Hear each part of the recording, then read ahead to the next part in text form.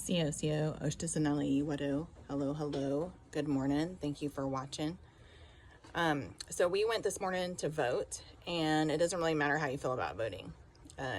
What matters is if you actually take the step to go and vote, then you have a leg to stand on for complaining about things that aren't running efficiently or whatever it is.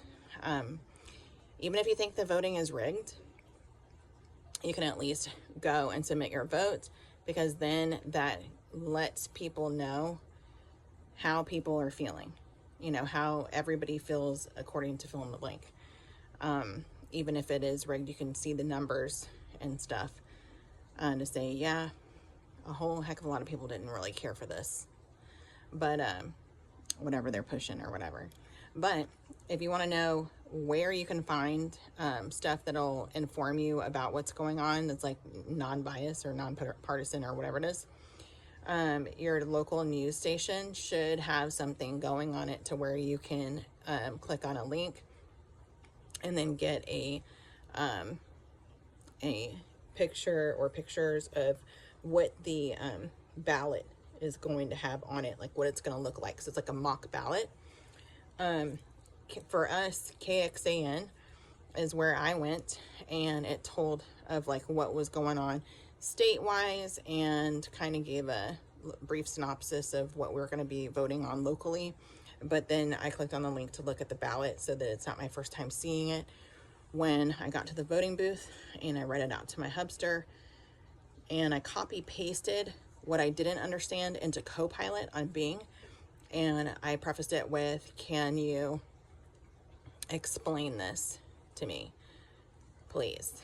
And then I put a question mark, I hit the space bar, then that's where I pasted the part that I copied into there, because some of that jargon is a little like, what? But there were some really cool things this go round, which I voted against the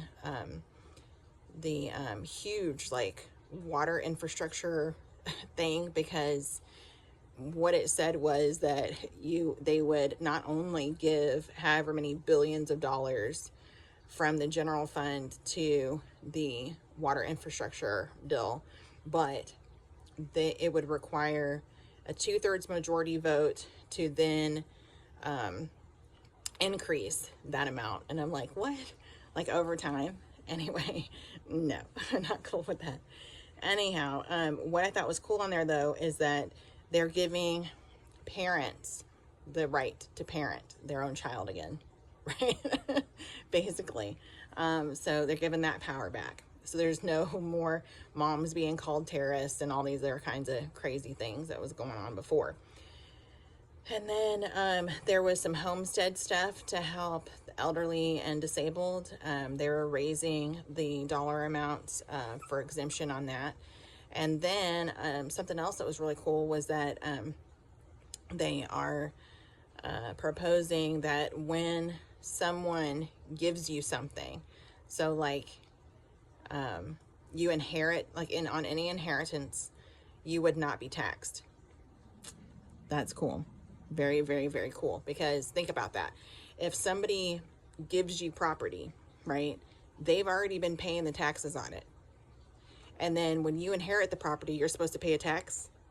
Well, they already did purchase the property, and then they kept their taxes up on the thing.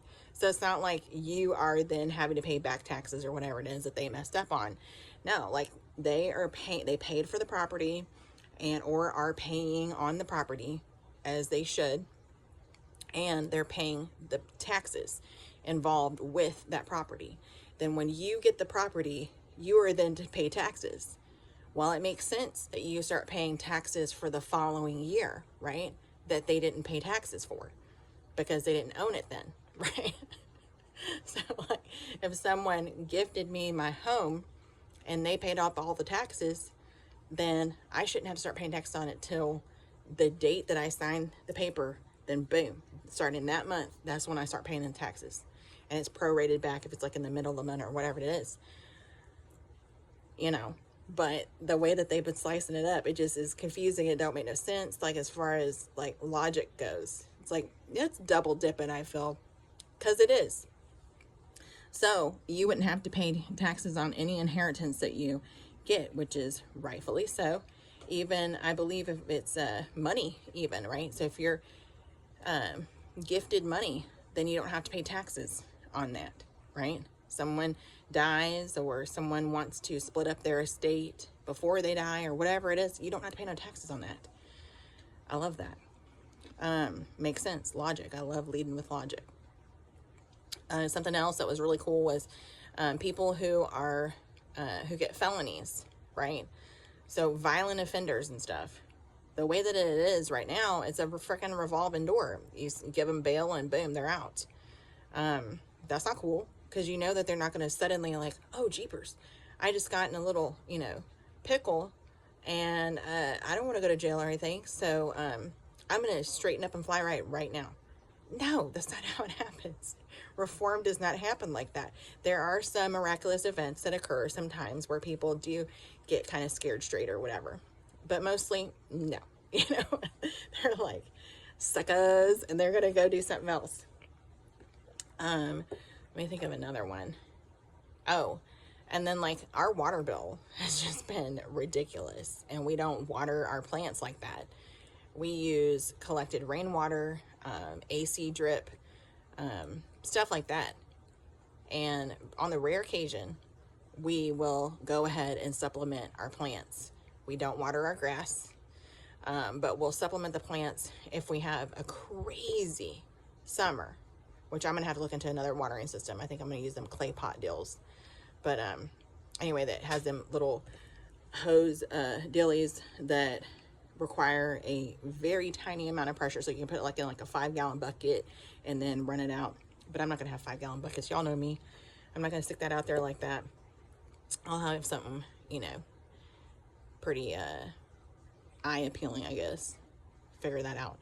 But anyways, and then we'll water. But shoots, it has gone up so much that it has made me look at our water usage, and I'm like, turn that water off right now.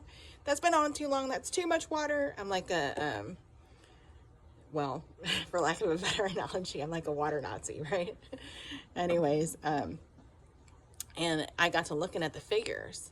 I found, going through some old boxes, I found an old water bill.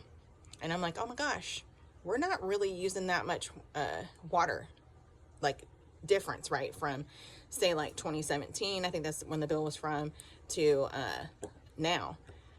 The only thing is they've hitting us with more than other fees.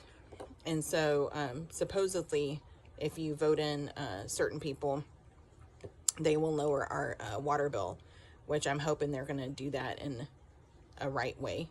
Like maybe all these data centers that are popping up that we all know they need to be cooling their equipment and stuff. I don't know if it's what they do, water cool it, or I have no idea. But anyway, you would think that they would up that on them, because that's just astronomical and crazy. Let me see if there's anything else on there that I thought, oh yeah. And so like one in there will help small businesses. If you use a building to make income, then it, I think they give you up to like $125,000 off of your taxes. So get this, my husband rents a building. It's a nice building, nicest one we had yet, on a piece of property that the owner owns all of it. And my husband pays the taxes. So old dude that owns the property is sitting pretty because he don't pay no taxes. My husband pays the taxes on a property he does not own. Make that make sense? It doesn't. And then I understand if you're going to pay, we're paying taxes on income and stuff like that. But we don't own the building. Kind of feel like if you want us to pay taxes on a property that we don't own, you know what? Here you go. How about this? You go and you rent a home, a duplex, an apartment. Everybody's done it at some point in their life. Think about this.